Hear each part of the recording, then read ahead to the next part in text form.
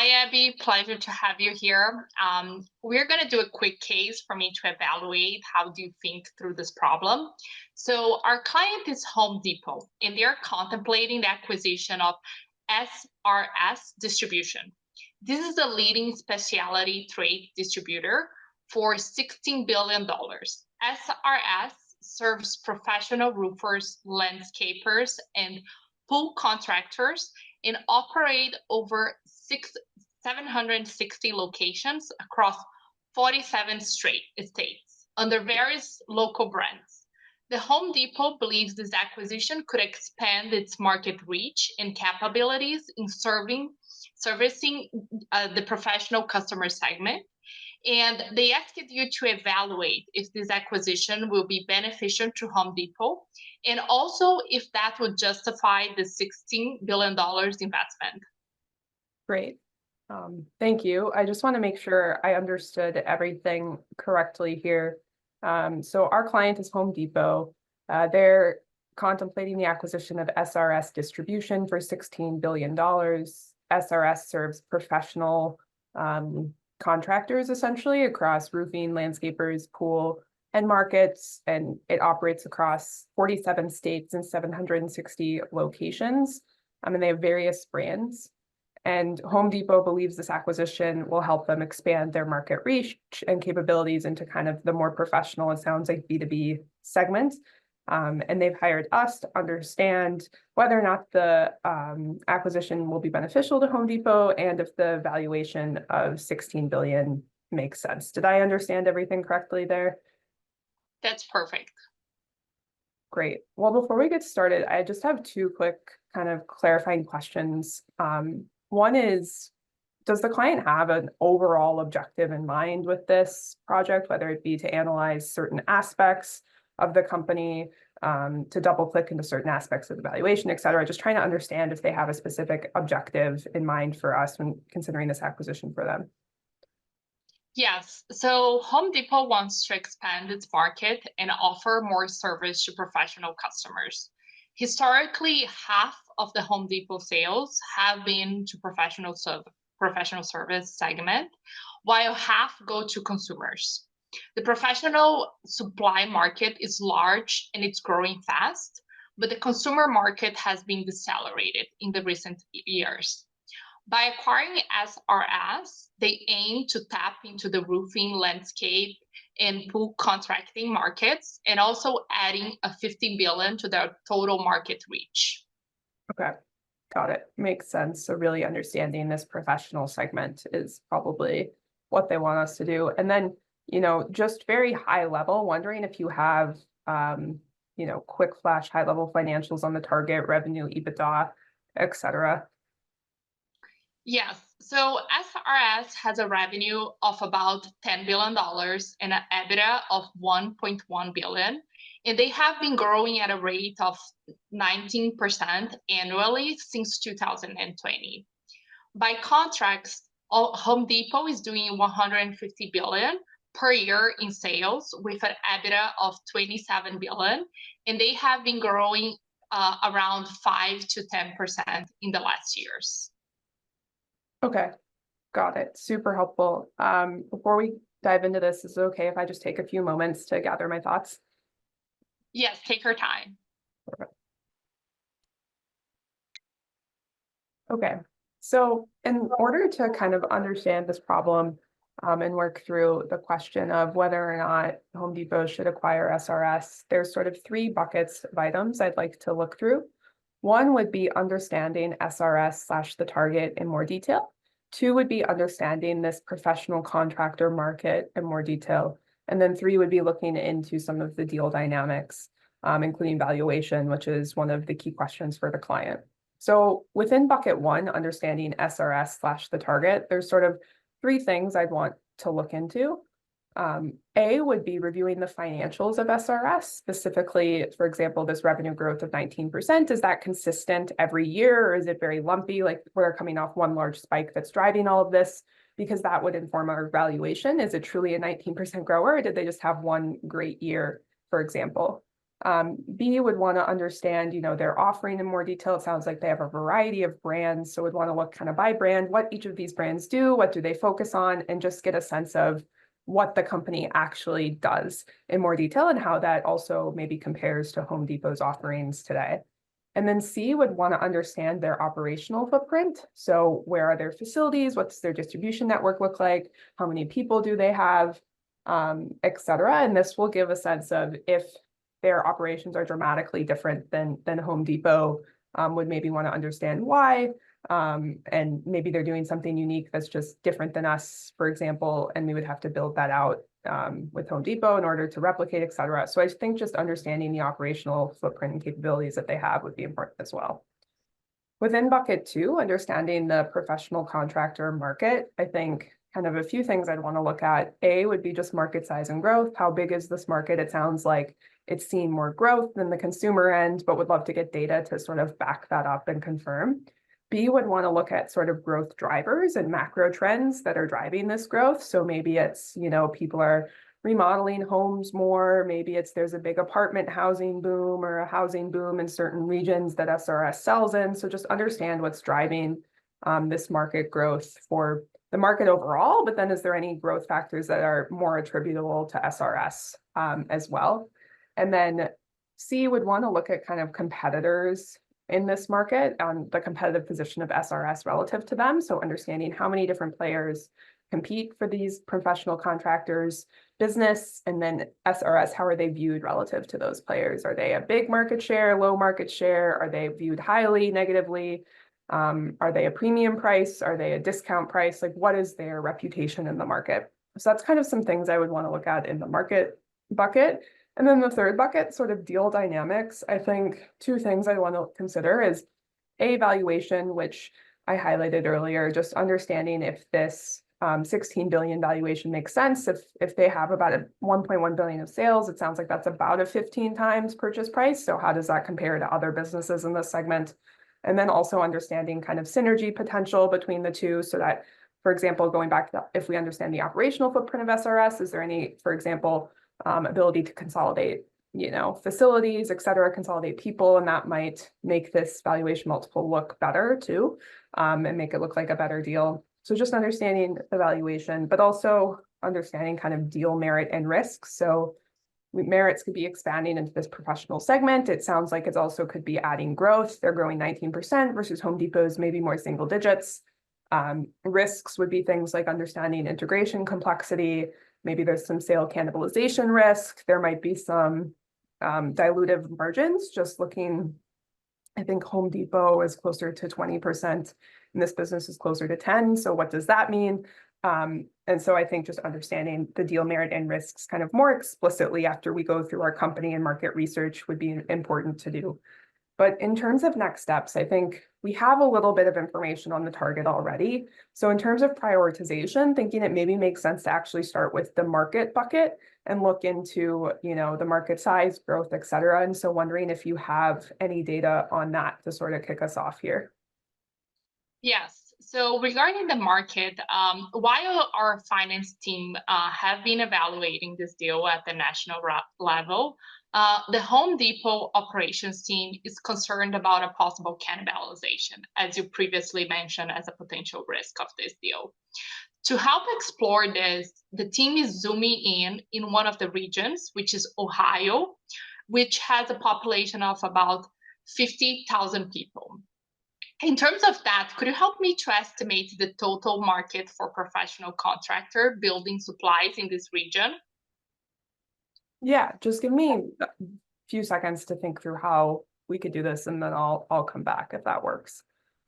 Perfect. Okay. So in order to understand the market for professional contractor building supplies in this region of Ohio, I think the way I'd like to approach it is first by starting with that population, getting that to number of houses in the region, estimating a spend per house on, these maintenance repair type services, and then apply that to kind of applicability to SRS, because I'm assuming they don't do 100% of renovation, like you maybe have to hire people, or there's things that you have to buy from different vendors, they're not going to be able to do everything end to end. So then I would maybe take an estimate for applicability to SRS. And so by doing those steps, I think we can maybe get to a market size. Does that sound like an okay approach? Yes, that sounds great. Perfect. So starting with population of 50,000, which you've given us, if I just assume 2.5 people per house, so I take 50,000 divided by 2.5, that gets us to 20,000 houses in this region. So we have our house figure. And now my next step I talked about was trying to estimate spend per house.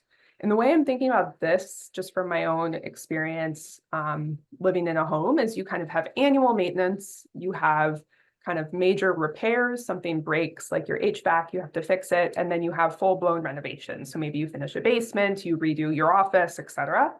And so I'll estimate kind of the annual cost for those sort of 3 levels of repair / replacement services. So annual maintenance, I'm just going to take a very simple assumption of about $1,000 a year you would spend on, annual maintenance to a home. In terms of those major repairs, like your heater breaks, HVAC breaks, et cetera, I'm going to say you spend probably $10,000, but it's every 10 years. So if I take 10,000 divided by 10, that's another about 1,000 per year on average. And then in terms of major renovations, I think these are quite expensive. Just thinking back to when a basement renovation quote was provided to me, it was about $100,000.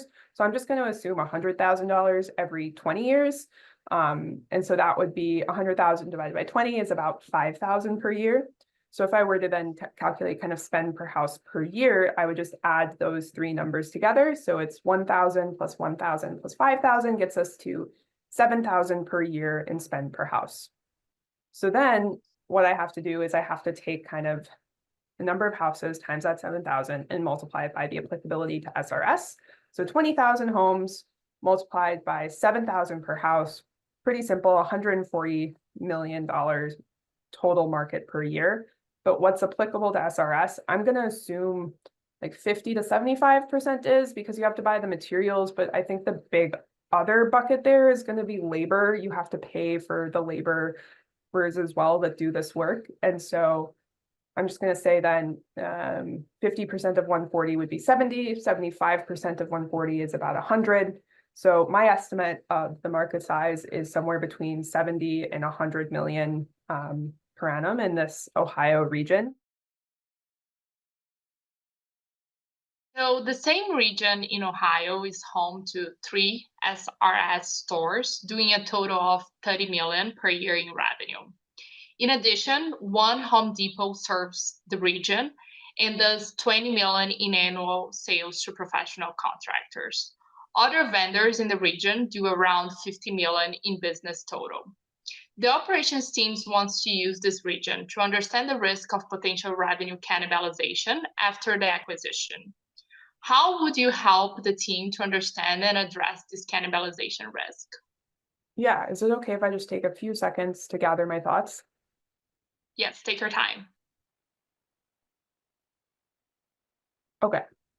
So to understand kind of this cannibalization risk within the market, I think a couple of things I'd want to look at. First, I really want to understand the customers within the professional service segments, and if they can be broken down into any further subsegments, specifically thinking, are there certain customers that would only shop at Home Depot or SRS specifically? So if that's the case, then there's not going to be any cannibalization, right? Because customers go to Home Depot, customers go to SRS, and they have their preferences.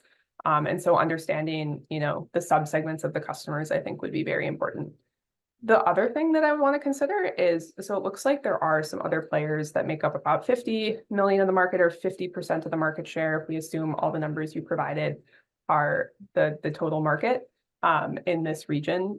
And so I would want to understand what they look like and how they compare to us, because if I think about, cannibalization risk, if we're SRS customers are just going to go to Home Depot, maybe if we can capture some market share from that other 50% instead, that would be a plus, and the cannibalization risk will always be there. But if now that we're bigger and more powerful, if there's some way for us to capture that 50 million or 50% of the market that doesn't serve either of these brands, then I think that minimizes the cannibalization risk as well, the effect of the cannibalization risk as well. But I think an important caveat here is that just want to think about if we acquire SRS, a customer that goes from SRS, say, for example, to Home Depot or vice versa, it's still going to be under Home Depot's P&L. And so I think it is cannibalization, but in terms of the overall Home Depot sales or market share, et cetera, it would just be aggregate. It would just be moving from one brand to the other within kind of the Home Depot umbrella. I think where this risk would maybe come up more would potentially be in valuation, where if you're paying for the customer book of SRS, but some of them are just going to move to Home Depot anyway, then the customer book is smaller. But in terms of the actual cannibalization risk, I think it's just, yeah, we just have to understand that it's not going to be taking dollars away from the Home Depot umbrella if they acquire SRS. Yes, so we have some information regarding the different brands and how they operate, Home Depot and SRS. So the Home Depot is a centralized brand with national marketing promotions organized out of headquarters and standardized store footprints and operations. SRS, by contrast, serves as a holding company supporting hundreds of local brands that it has acquired. Each local brand has its own leadership team with operations, and SRS describes this model using the chart below that I'm going to share with you in a couple of minutes. One concern that the Home Depot team has in the run-up to the acquisition is that it will not be able to successfully integrate such a localized and fractured system. How should the company think through this risk? Scanning through this, titled Best of Both, we have national, SRS, independent, which I'm assuming are kind of the three archetypes of business models. And then we have, it appears, local brand, highly, these appear to be characteristics of the three different types of business models. And then if I look in the middle, it looks like we basically have comparing what each of the types have. And, you know, by a quick scan, it looks like SRS / these holdcos kind of have many pros in that they get, just looking at the top, you get all these kind of customer-centric local brand benefits, but you also get, you know, national purchasing power, ERP centralization, and kind of the benefits of scale kind of all in one place. And so it seems like the best of both worlds, which I think my initial key takeaway from this then is that SRS is an extremely attractive acquisition.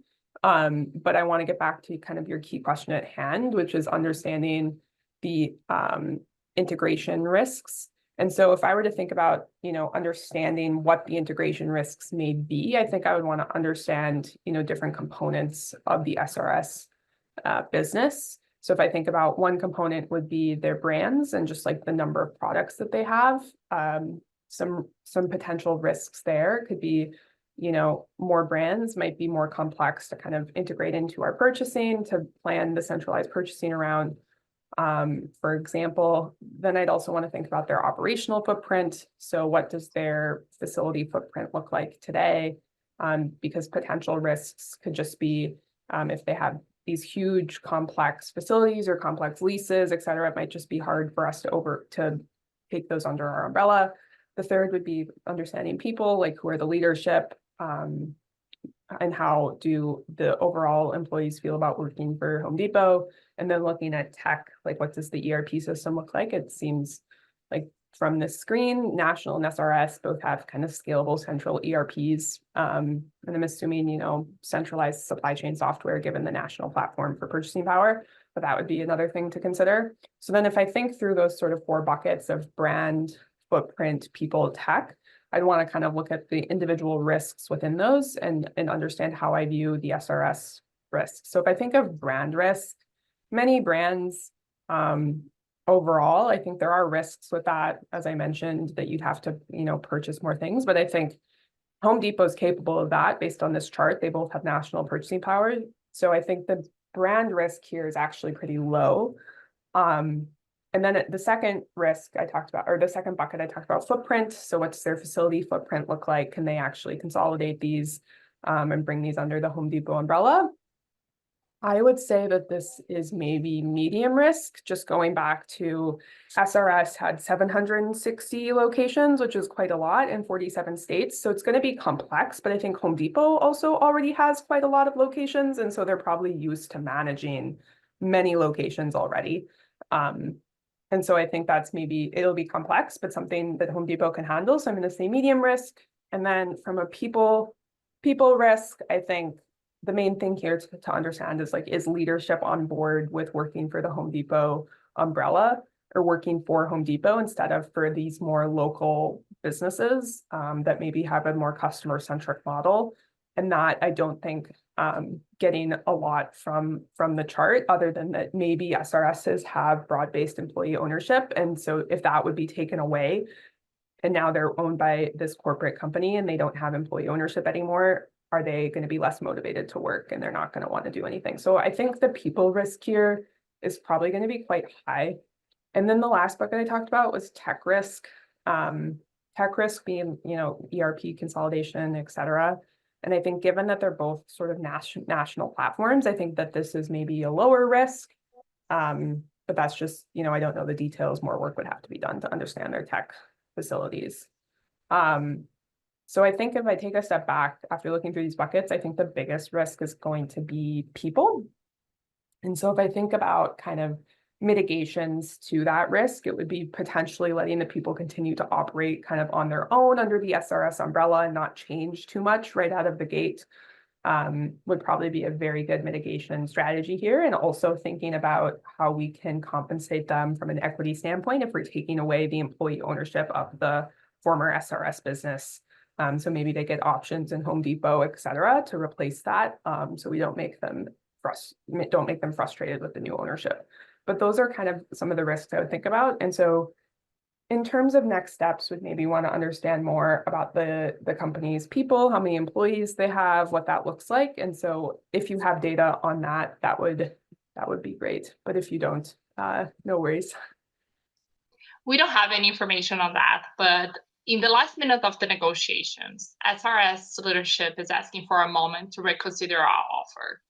Lowe's, the Home Depot's primary competitors, has reportedly placed a competitive offer of $18 billion, which is $2 billion more than a Home Depot initial offer.